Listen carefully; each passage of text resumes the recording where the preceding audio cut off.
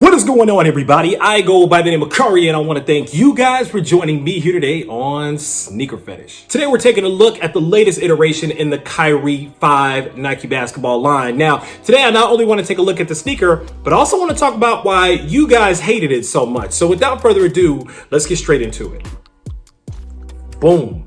And there it is, ladies and gentlemen. This is the Kyrie 5 Friends. Now, it's no secret that Kyrie Irving is a huge fan of the show Friends, as we've seen in the tattoo that he has of the show's logo, and of course, in this new iteration of his sneaker. Friends was one of those shows that really took over the 90s. It lasted, I think, 9 or 10 seasons. I don't know if you guys are really big fans of Friends. I was a fan of Friends for a little while. I watched it back in the day whenever Fresh Prince or, one of the other shows that I used to watch weren't on. Now, the funny thing about Friends is that a lot of people actually didn't like Friends because they felt like Friends was actually a spin-off or kind of a copied version of Living Single, which was kind of a black version of the exact same storylines. But I'm not here to discuss that. I'm here to talk about the sneakers. Let's take a little deeper look into this colorway, what makes it so special and unique, and then we'll talk about why this sneaker basically flopped. Starting with the upper of the sneaker, primarily a black upper on the sneaker here, same materials, same general makeup of all the other Kyrie 5 models that we've seen here. Really like the big white swoosh on the lateral side of the sneaker, and of course the big white swoosh on the medial side of the sneaker as well. Naturally, the big draw here on the right shoe is the Kyrie Irving tag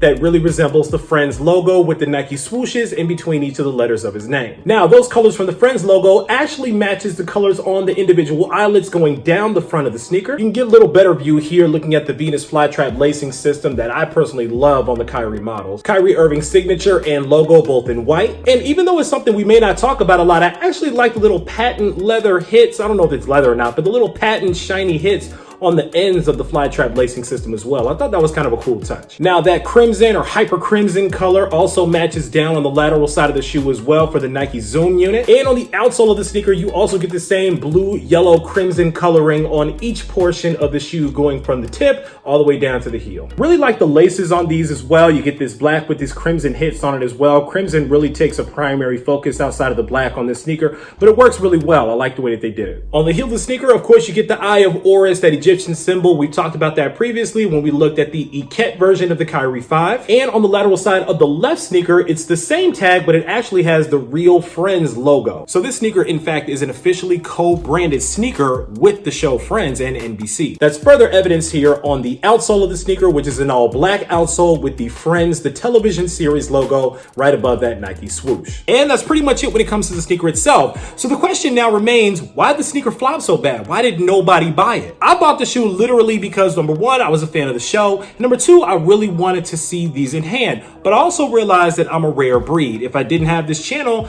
I may not have even bought this sneaker, to be honest with you. Here's the thing about Nike basketball sneakers. A lot of times I understand that they are made to be able to showcase the individual personalities of the athlete. They're made to tell stories about things that the athletes are into, common interests that they have, hobbies, things of that nature. And while I think that's all well and good, unfortunately, sometimes the stories that are being told really don't coincide with the demographic that the sneaker is being marketed to. What do I mean by that? What I mean is, people who watched Friends generally were not sneakerheads. Matter of fact, they were pretty much the opposite of sneakerheads. The core demographic of people who were watching Friends back in the day had nothing to do with the emerging sneaker culture that was going on back in the 90s as well. They were the 20-something-year-old, 30-something-year-old people that were living in the big cities that really were spending their money on other things outside of sneakers. Sneakers, to a lot of the people that were watching Friends back in the day, really weren't worth more than $100. They were the types of people that would go to smaller stores, pay lesses or things of that nature, and they would just get a sneaker, wear that sneaker for 20 years,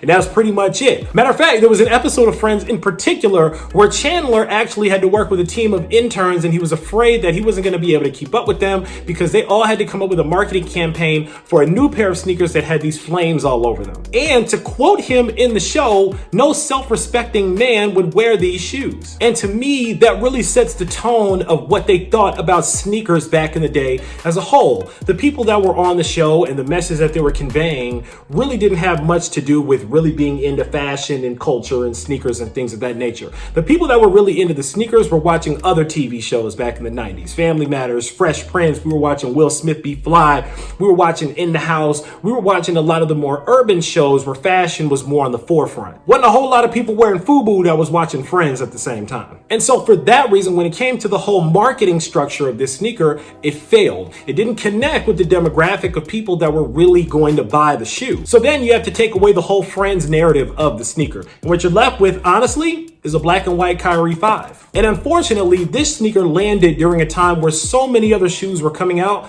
This one just got lost in the sauce. It wasn't strong enough to connect with the people that Nike hoped it would connect with, which is really a shame because honestly, it's a good looking shoe and it tells a pretty cool story about a TV show that was literally one of the biggest TV shows back in the day. Unfortunately, it just wasn't the biggest TV show back in the day for sneakerheads. But shout out to Kyrie and Nike, of course, for releasing another shoe that tells another cool story about something that Kyrie is really into and really passionate about. I don't have any tattoos on my body of any television shows that I used to watch back in the day. But enough of me talking about the sneaker. Now it's time for you guys to sound off down in the comments and let me know what you guys think about the Kyrie 5 Friends. Is this one that you went ahead and picked up? Are you a fan of the show Friends, or did you not really watch it back in the day? Why did you cop, or why not? And of course, while you're down there, make sure that you click on that subscribe button. We would love to welcome you into the Sneaker Fetish family to make sure you don't miss out on any more heat that comes through like these, because I guarantee you, I got a lot more heat on the way. As always, I want to thank you guys for joining me here today on Sneaker Fetish, taking a look at these with me, unboxing them with me for a couple of minutes. I go by the name of Kyrie. This is the Kyrie 5 Friends, and until next time, I'm out.